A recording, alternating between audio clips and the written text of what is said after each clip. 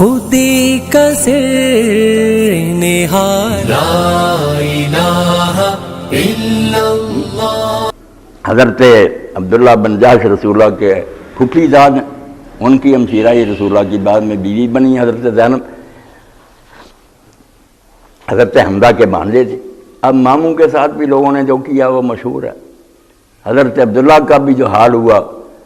ابو سفیان نے کہا عبداللہ سے یار ہمیں کوئی دکھ نہیں تھا، مگر یہ حمزہ کا باندھا ہے، اس لیے اس کا بھی ناک کان کاٹو، اس کے ہونٹ کاٹ لو، ہار پرو، اس کا پیٹ جو ہے نا چیر دو۔ اسی طرح ہار پرو کر پھر ہند نے گلے میں پہن دیا۔ تو لوگوں نے کہا کہ حضرت ایسا ہوا، تو پوچھا آپ نے تو پتہ چلا کہ عبداللہ جب جنگ کے لیے جانے لگے تھے تو انہوں نے اللہ سے دعا مانگی تھی کہ اللہ کل میرا مقابلہ کسی زیادہ طاقتور کافر سے، میں کمزور نہیں چاہتا جس کو میں قتل کروں، کوئی زیادہ طاقتور ہو، وہ مجھے قتل کر دے تیری راہ میں،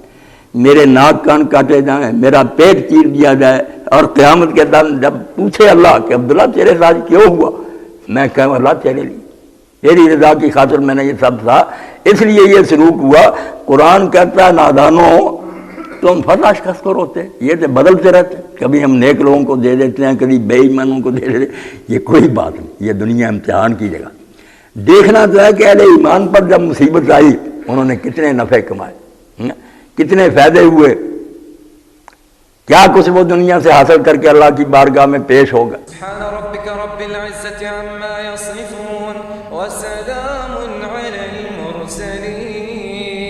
والحمد للہ رب العالمین وصلی اللہ علی سیدنا محمد وعلی آلہ